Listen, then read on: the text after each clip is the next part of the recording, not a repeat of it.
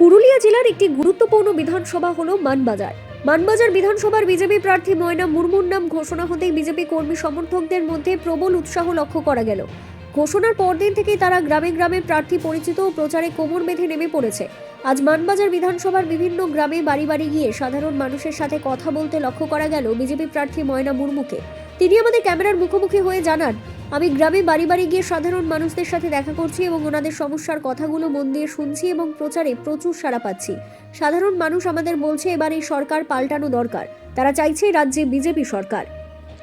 দেখুন, মানবাজার বিধানসভায়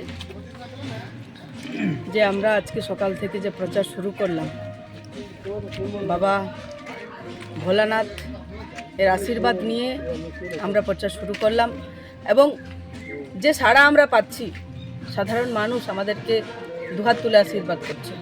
তারা পরিবর্তন চাইছে, যে পাল্টানো দরকার, চাই বিজেপি সরকার। এবং এই মানবাজার বিধানসভায় আমরা সমস্ত মানুষের জন্য কাজ করতে চাই, তারা আমাদেরকে আশীর্বাদ করছে। আমরা মানবাজার বিধানসভায় মানুষের আশীর্বাদ নিয়ে মানবাজার বিধানসভায় আমরা কর্তব্য প্রদান। মানবাজার থেকে দিব্যেন্দু মাহাতোর রিপোর্ট, বিগ নিউজ বাংলা।